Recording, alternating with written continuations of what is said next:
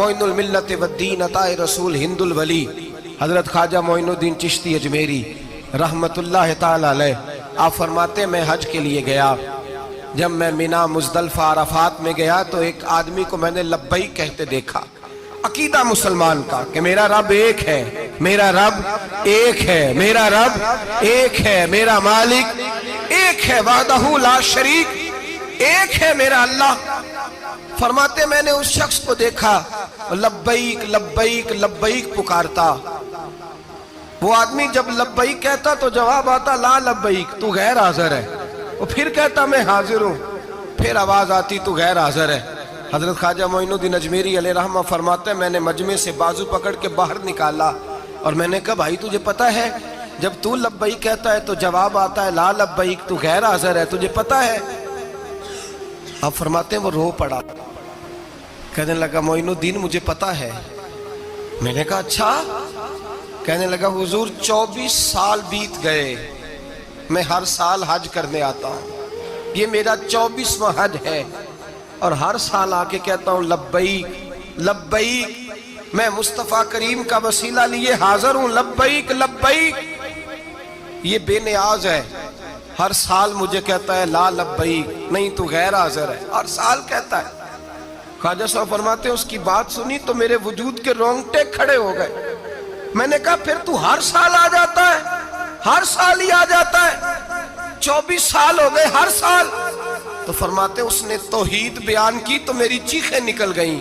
میدان عرفات میں کھڑے ہو کے اس نے توحید کا اعلان کیا تو میرا وجود تڑپنے لگا، آہیں اور سسکیاں نکلنے لگیں۔ کہنے لگا معین الدین ایک ہی تو رب ہے، یہاں نہ ہوں تو کہاں جاؤں، تو کوئی اور رب بتا دے میں وہاں چلا جاتا ہوں، جب ہے ہی ایک آنا ہی اس کے دروازے پہ، رکھے تب بھی ٹھیک ہے نہ رکھے تب بھی اس کی بے نیازی ہے یہی، کہاں جاؤں کس کے دروازے پہ جھکوں، یہی میرا مالک، یہی میرا خالق، یہی میرا رازق۔ خواجہ صاحب فرماتے میں وہاں کھڑا تھا، ہاتف غیب سے آواز آئی معین الدین تو پیچھے ہٹ جا، یہ میرا اور میرے بندے کا معاملہ ہے، تو اس کے بیچ نہ آ، اگر میں نے ایک دفعہ بھی کہہ دیا کہ تو حاضر ہے تو یہ اگلے سال آئے گا نہیں، مجھے اس کا آنا پسند ہی بڑا ہے۔ 24 سال ہو گئے، جس کا بھی حج قبول فرمایا ہے اس کی لبیک کی برکت سے قبول فرمایا۔ تو بھائی یاد رکھیں اور سمجھیں، توحید یہ ہے کہ میں تیرا ہوں، اے اللہ میں مالک میں تیرا ہوں، میں کدھر جاؤں۔ میرے اعلیٰ حضرت فاضل بریلوی رحمت اللہ علیہ کے والد گرامی بڑی خوبصورت بات فرماتے مجھے دعا مانگنے کا طریقہ میری بیوی نے سکھایا ہے۔ حضرت کس طرح؟ فرمانے لگے ایک دن مجھے اس نے کوئی کام کہا، کوئی ضرورت گھر کی بتائی، تو میں نے کہا میرے پاس پیسے نہیں ہیں، کچھ دنوں میں دے دوں گا۔ عورتوں کا مزاج ہوتا ہے، گھر کے کام انہوں نے بتانے ہوتے۔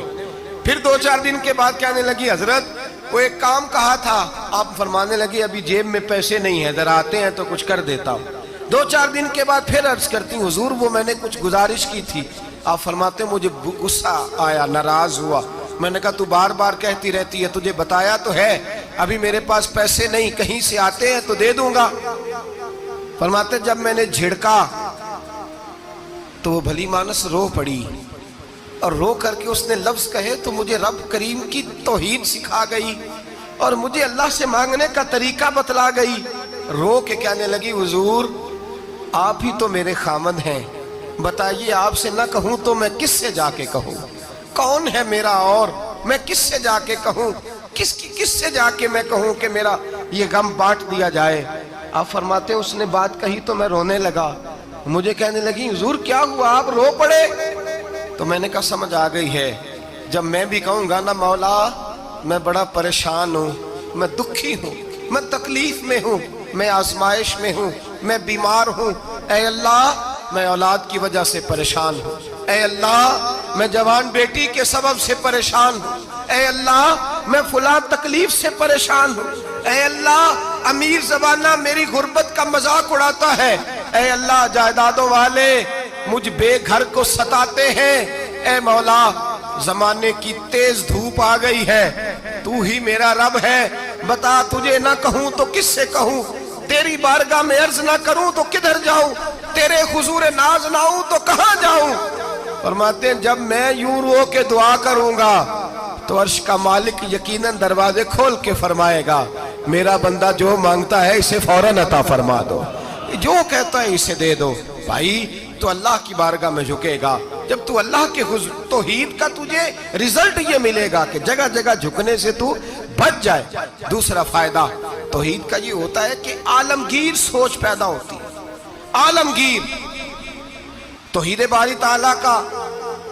معنی یہ ہے کہ ساری کائنات کو رب نے پیدا فرمایا ہے۔ نبی پاک نے فرمایا الخلق وعیال اللہ فاحب الخلق الی اللہ ما احسن الی عیالہ، ساری مخلوق اللہ کا خاندان ہے